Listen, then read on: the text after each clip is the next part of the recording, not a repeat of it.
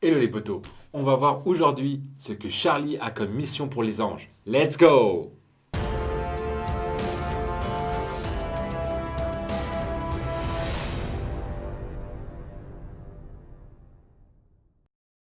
On se retrouve donc avec Charlie's Angels d'Elizabeth Banks.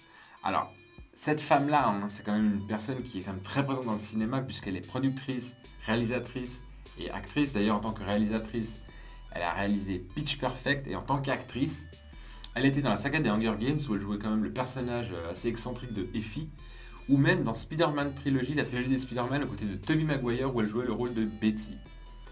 Côté des actrices, on a tout d'abord Kristen Stewart qui joue le rôle de Sabina Wilson. Alors Kristen Stewart, la plupart des gens la connaissent pour son rôle de Bella dans Twilight. Elle était aussi dans Panic Room quand elle était gamine aux côtés de Jodie Foster. Et on l'a aussi vue dans le film Café Society. La deuxième actrice, c'est Naomi Scott qui joue le rôle de Helen Houslin. Alors elle a émergé internationalement très récemment, puisqu'en fait elle a été connue grâce au rôle de Jasmine dans Aladdin, version live de Disney. Et on l'a aussi vue dans les films The 33 et Power Rangers. On a tous commencé quelque part. La dernière, Ella Balinska, qui joue le rôle de Jane Keno. Alors elle est peut-être moins connue que les deux autres actrices pour le moment, mais elle était dans Junction 9, A Modern Tale, et elle sera tout prochainement dans un film qui s'appelle Run, Sweetheart, Run. Voilà pour les actrices de base. On passe maintenant au pitch de l'histoire du film.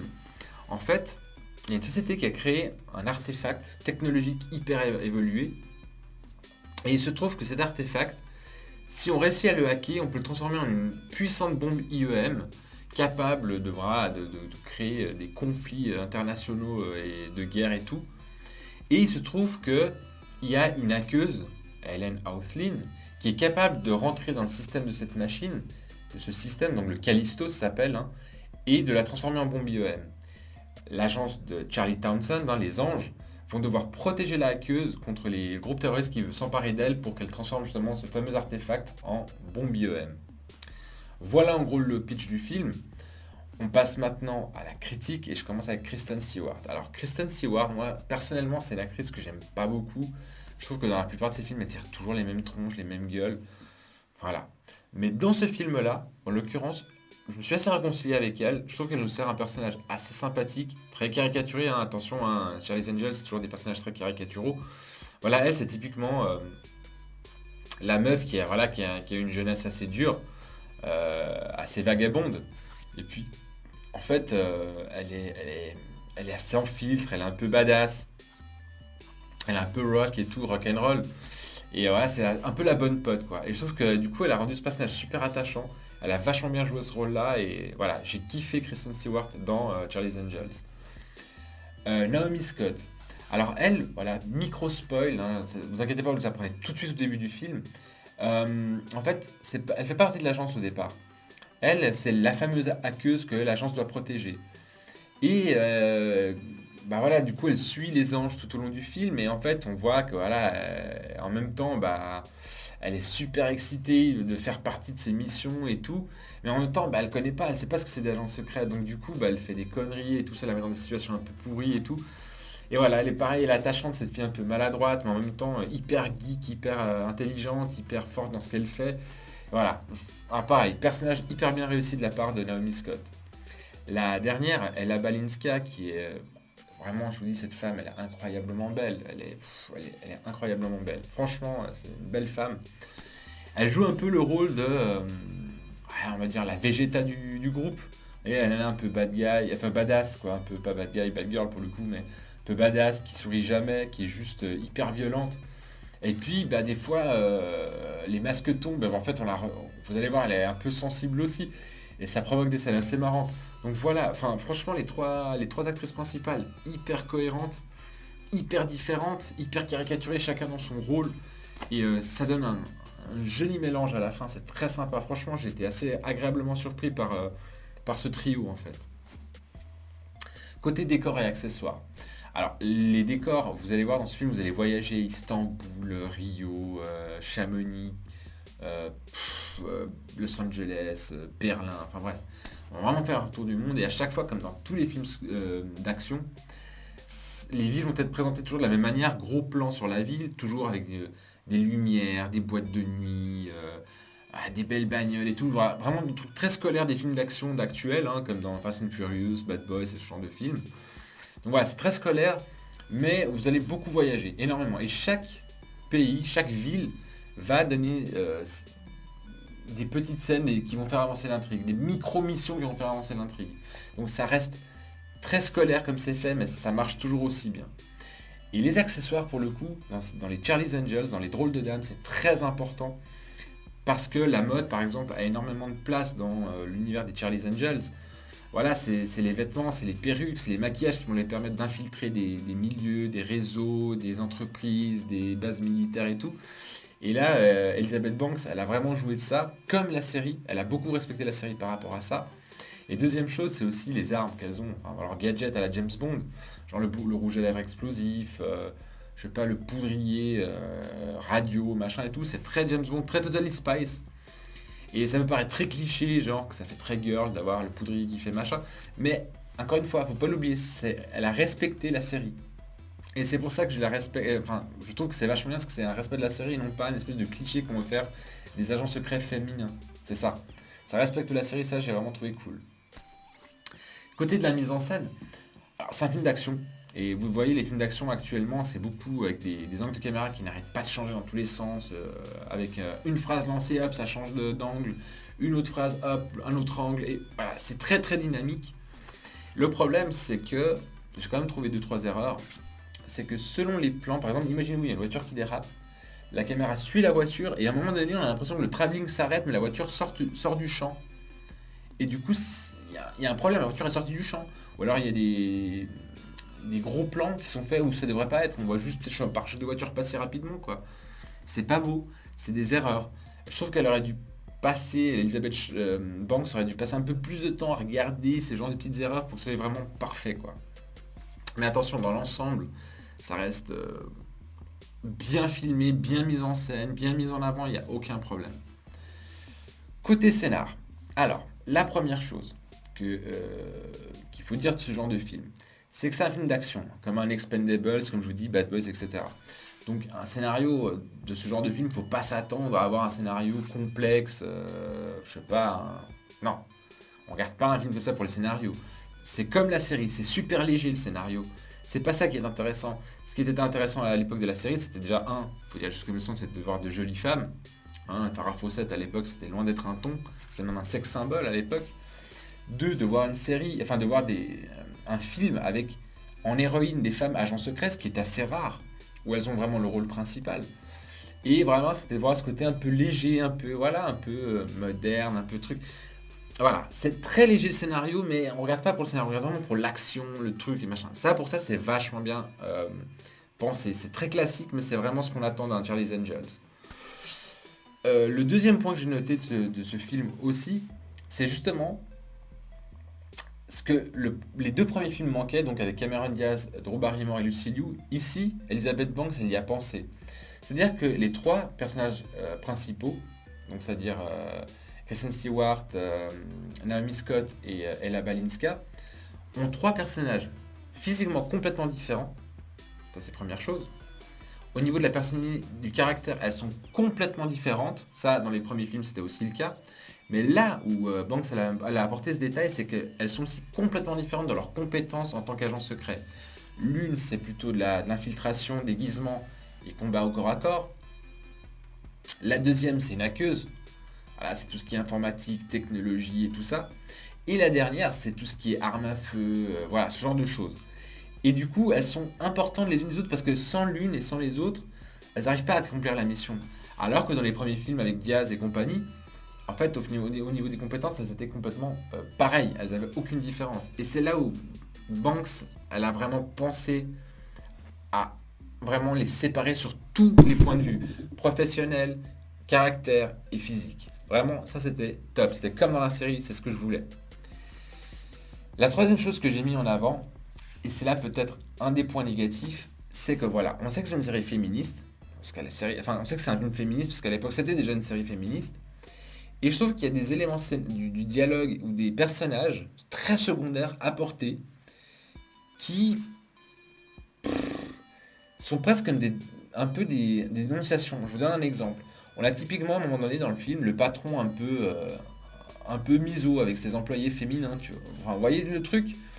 On a le garde de sécurité un peu porc sur les bords qui profite de son statut de garde de sécurité pour un peu tripoter les nanas, quoi. On a des phrases du type ouais, il y a trop de femmes dans cette agence. On a des phrases type du type ouais, le girl power. C'est des phrases, je trouve, qui sont en trop. Je vois pas du tout ce côté girl power. Enfin, je veux dire, on est plus dans les années 90, on n'est plus à l'époque des Spice Girls. La série en elle-même se suffit, enfin, le film se suffit à lui-même pour être féministe. Il n'y a pas besoin de rajouter ces merdes pour dire que c'est un film féministe, quoi. C'est juste ce genre d'éléments que je ne les aurais pas mis, quoi. Et un autre point que j'ai pensé aussi, c'était vraiment le twist final. Alors moi j'étais partagé. Alors les fans de la saga, donc Charlie's Angels, ils risquent d'être déçus par ce twist final. Parce que ça touche quand même quelque chose de la saga complète. Ça remet tout en question en fait. Alors c'est bien amené. Ça surprend vraiment quand ça arrive. Mais est-ce qu'avoir touché à cet élément principal de la saga était une bonne idée de la part de Banks? Je sais pas. Moi personnellement ça m'a un petit peu choqué. Je n'étais pas tout à fait d'accord, mais après, au moins c'est bien amené et ça surprend. Ça, il faut le dire les choses.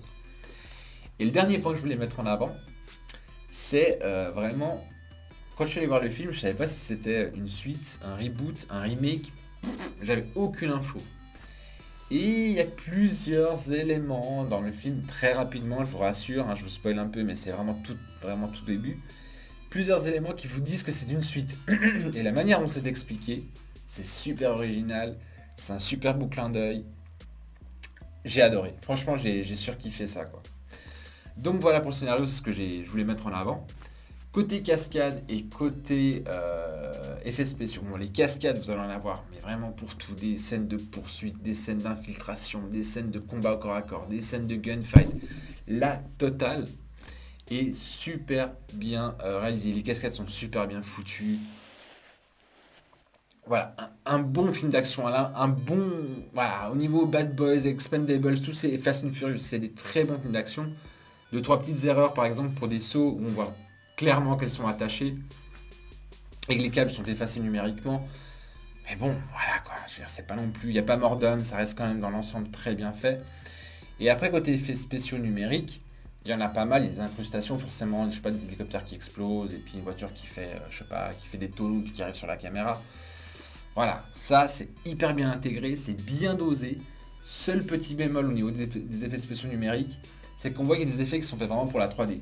Et moi c'est un truc que je trouve ça dégueulasse. Quand on n'a pas la 3D et qu'on a cet effet qui va sur la caméra, un objet, ou un coup de pied, un coup de poing, peu importe, je trouve ça fait tout de suite très sale, très dégueulasse, quoi. C'est pas fait pour et... voilà, je suis pas pour ce genre de choses. Mais après, dans l'ensemble, les cascades et les effets spéciaux, c'est vachement propre, quoi. Dernière chose, la BO. Alors les musiques, ça va être vraiment de l'électro-pop moderne, toujours le côté un peu fashion, voilà. C'est des musiques hyper pop, je sais pas, assez entraînantes, qui vont très bien avec le film, avec l'univers des Drôles de Dames. Et forcément, on aura aussi le thème principal des Drôles de Dames qui sera remis dans le film de manière assez parcimonieuse, voilà, à quelques endroits. Et un peu, donc le thème a été revu un petit peu plus moderne. Et, je sais pas, bien placé. Non, franchement, au niveau de la BO, au niveau de la BO, il n'y a rien à dire. Seul petit, enfin petit, pour moi c'est un gros point noir. C'est en version, moi je l'ai vu en VF. Vous allez voir que dans ce film, bah, les héroïnes vont rencontrer genre un mec espagnol. Et il a un accent. Mais il a l'accent comme ça, l'accent vraiment d'Espagne, quoi. Et on sent que c'est vraiment un acteur francophone qui fait l'accent espagnol. Donc du coup, ça fait ridicule. Et moi, je ne dirais jamais assez. Si vous voulez faire je sais pas, un espagnol qui a un accent espagnol en version française, putain, prenez un acteur francophone qui a un accent espagnol de base. Pour que ça fasse pas genre péjoratif, cliché, quoi. Et dans ce film-là, bah, vous allez voir qu'il y a ça. Et je sais pas, je trouve ça dégueulasse, quoi. C'est pas beau. Enfin bon, voilà, c'était le petit point noir. En conclusion, qu'est-ce que j'ai pensé de ce Charlie's Angels? Eh ben franchement, j'ai été super bien surpris, j'ai été vraiment agréablement surpris. Euh, j'ai passé un bon moment, vraiment un très bon moment. Euh, voilà, c'est sympa, c'est clair que c'est pas le film de l'année, c'est clair et net. Mais franchement, moi j'étais surpris en bien, j'ai passé un bon moment. Voilà, c'est le genre de film que vous pouvez aller voir tranquillement entre potes, voilà, avec vos enfants, pas trop petits bien sûr, mais voilà, avec vos enfants de 10-12 ans, il n'y a pas des violences à outrance, il n'y a pas du sang qui pisse de partout. C'est assez léger, c'est un bon film quoi. Ouais, tranquille, vous pouvez aller le voir si vous voulez passer une après-midi, vous faites rien, vous faites ça, ou une soirée, c'est une très bonne idée d'aller le voir, il est super sympa. Donc voilà, j'ai fait le tour de ce que je voulais dire. J'espère que vous avez kiffé. Si c'est le cas, vous savez déjà quoi faire, hein. Vous abonnez à ma chaîne et n'oubliez pas d'activer la petite cloche des notifications. N'oubliez pas aussi de donner un petit coup de talon aiguille sur le pouce et de partager la vidéo avec vos proches. On va passer maintenant à la partie spoil. Pour ceux qui veulent rien savoir, je vous dis déjà bye bye. Et pour les autres, on se retrouve juste après l'alerte.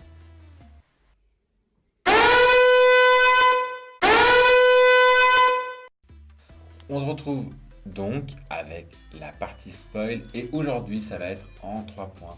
Et oui, désolé, c'est un film d'action, vous imaginez bien que l'intrigue n'est pas ultra violente, donc il n'y a pas grand spoil à faire. Mais bon, je voulais quand même en parler. Alors le premier point que j'ai noté, c'était justement que je vous expliquais cette histoire qu'il y avait une suite et qu'on voyait que c'était une suite. En fait, très rapidement dans le film, Bosley, qui est un petit peu celui qui gère les anges, part à la retraite, puisque forcément il a commencé dans les années 60-70, et là il part à la retraite et tout, et ce qu'ils ont réussi à faire pour son départ en retraite, ses collègues lui ont fait une séance photo, enfin des photos qu'il avait fait et tout avec ses anges, et on le voit justement aux côtés de Farrah Fawcett, hein, donc en incrustation, ils ont fait faire l'incrustation aux côtés de Farrah Fawcett et les anges de l'époque de la série. Après, ils ont fait une incrustation avec lui, avec Cameron Diaz, avec Drew Barrymore, Lucy Liu, puisque c'était vraiment au précédemment. Et voilà.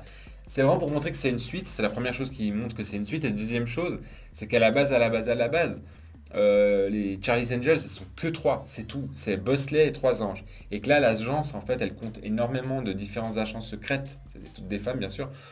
Et on voit que voilà, c'est une suite, c'est une vraie suite. Et la manière dont c'est amené et tout, en rapportant des photos de voilà, lui avec euh, Cameron Diaz, avec Farrah Fawcett, avec les anciens anges, ça, voilà, je trouvais ça super sympa. C'est une espèce de fan service, mais vachement bien amené.